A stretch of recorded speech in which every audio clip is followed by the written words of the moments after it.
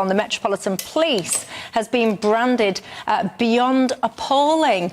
This is after an officer essentially threatened to arrest a Jewish man. If you ask me, he wasn't actually doing anything. He was trying to have a meander around, trying to cross the road, but his crime was that there was a Pro-Palestine march taking place at the same time. Watch. You are quite openly Jewish. This is a pro-Palestinian march. Right. I'm not accusing you of anything, but I'm worried about the reaction to your presence. People here now, you've been escorted out of this area so you can go about your business, go where you like freely, or if you choose to remain here, because you are causing a breach of these people, these other people, you will be arrested. If I remain here, you will arrest me. Because your presence here is antagonising a large group of people that we can't deal with all of them. If they attack you, or if they because your presence is antagonising them. I mean, how on earth is his presence antagonising an apparently peaceful march? Anyway, let's listen to what that chap had to say about this. We weren't part of any kind of protest or counter-protest. We were just walking wherever we wanted to, as Jews, as free Londoners, supposedly able to go wherever we wanted to.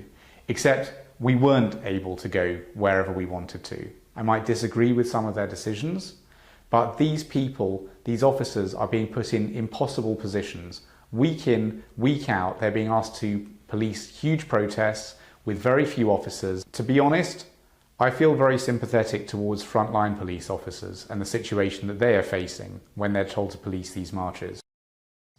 Benedict, what do you think to that? I think the last line that you heard just there, that he's actually very sympathetic towards the officers, I think that's the thing that I've been feeling throughout this, because a lot of people have been getting very angry about the language that was used.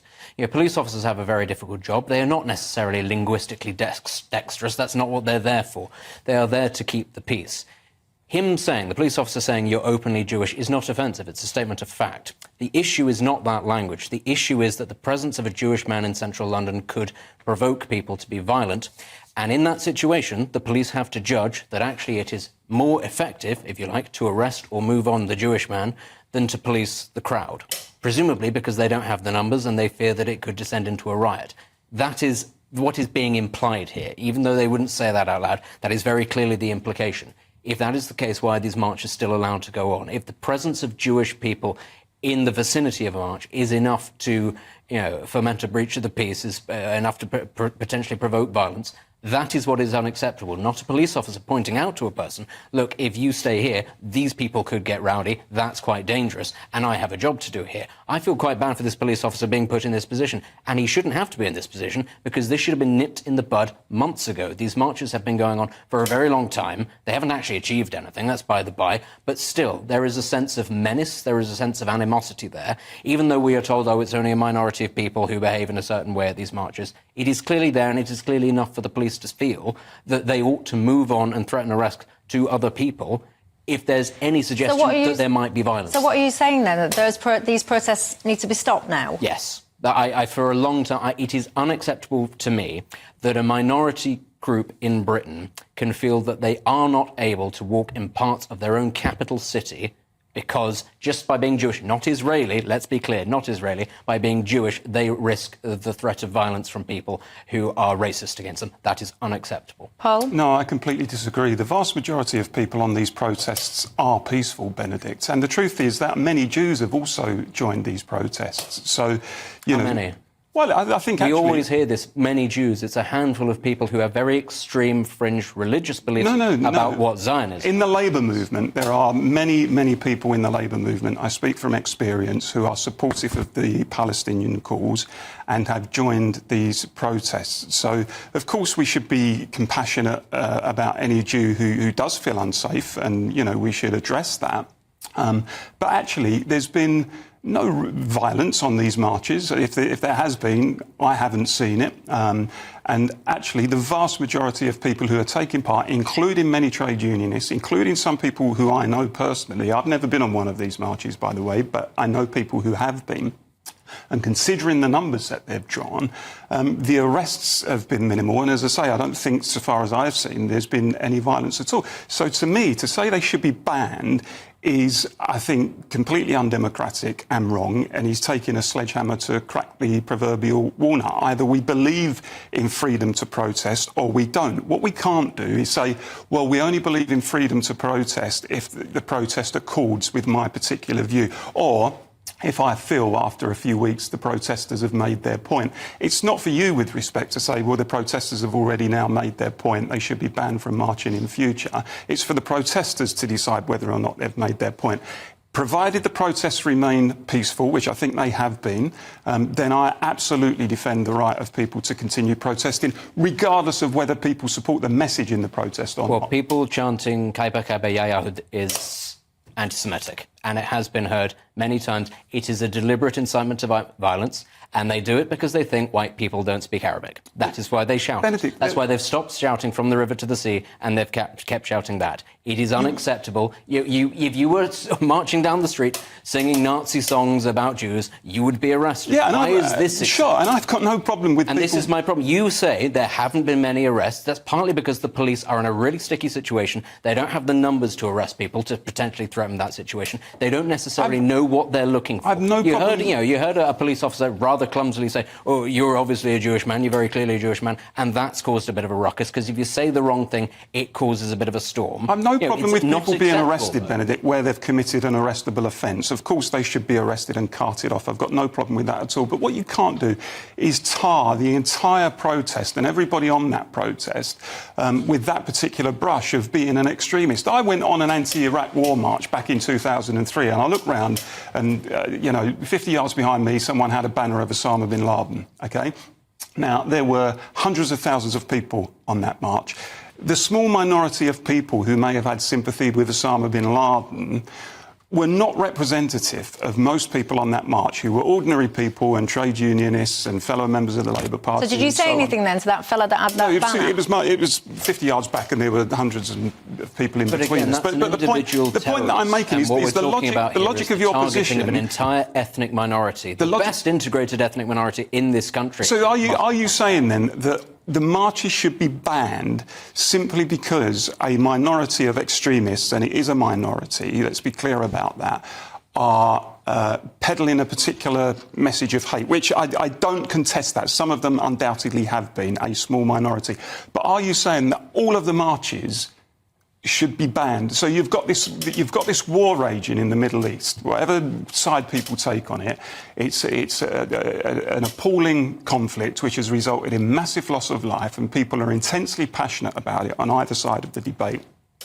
And what you're saying is that people who feel passionate about it in London on the pro-Palestine side should no longer be able to march because a handful of people within their ranks have peddled a hateful message. That's your argument. Any march that means that British citizens cannot walk and go about their daily lives in their own capital city on account of their religion or ethnicity, which this gentleman clearly took because he was threatened with arrest, is unacceptable. Hold on, that was a clumsy interaction with a police officer who was trying to head off a potential flashpoint. Now, this is not the first incident of Jewish people being bundled away, or people with counter-protest signs or anything like that. It is not the first time. And actually, we had the Labour Party going to the Speaker of the House of Commons suggesting that members were being threatened with violence, that things were being pushed through people's letterboxes. Actually, to suggest that just because it hasn't broken out into mob rule, it's all fine. No, we're talking about the threat of violence, we're talking about the threat of intimidation, and that is ongoing, and that is unacceptable. So you can't ban a march because you're worried that somebody might at some point on it threaten violence, because if that were the case, then you would frankly never hold marches, because there's the capacity on any march for some idiot to turn violent.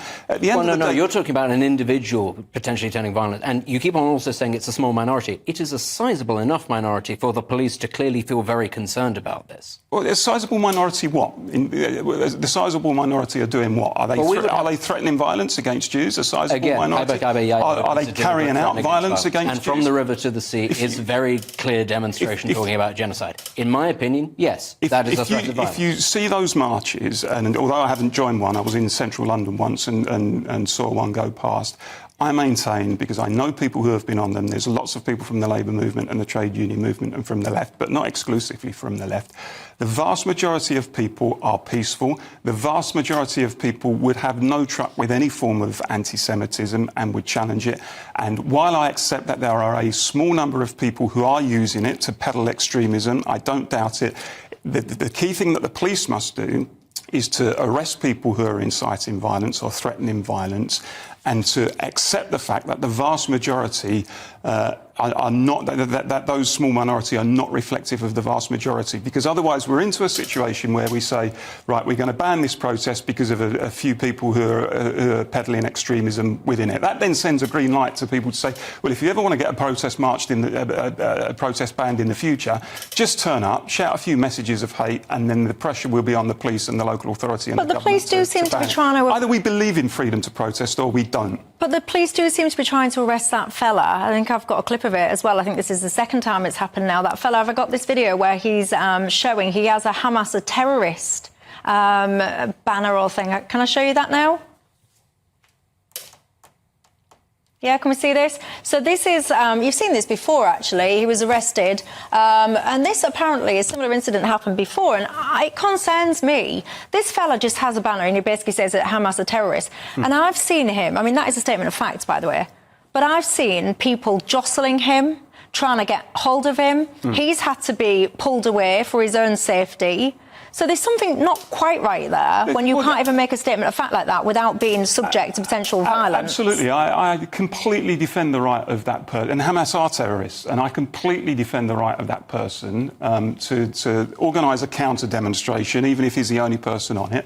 And as long as he's acting within the law and he's not threatening violence himself, which he clearly wasn't, I support his right to display his message that Hamas are terrorists. And I think that... Yeah, but they keep trying to arrest him. And then a lot of the protesters keep trying to beat the fella up. Michelle, they shouldn't be arresting him. It's wrong. But there are too many people at the moment who like to make great play of free speech, but are currently exhibiting a certain amount of selectiveness. They believe in free speech up to a point and freedom to protest up to a point. And either you believe in it or you don't. What do you make to it? Long story short, the Met Police have said sorry. They're saying it's they shouldn't have used this term openly Jewish. I don't know, is that offensive in this day and age if someone's wearing a religious symbol and that makes you realise that someone follows a certain religious set of beliefs? Is that offensive? Anyway, the police have apologised for saying that. And they've also, well, you can read it actually on your screen. They say it was a poor choice of decision to talk about arresting him, etc., etc. Anyway, what do you make to it all? I'll have some of your responses to that after the break, but I want to ask you as well about, do you care where your food originates from? Do you try your best to go and buy British? Would you pay more for it? Tell me. See you in 2.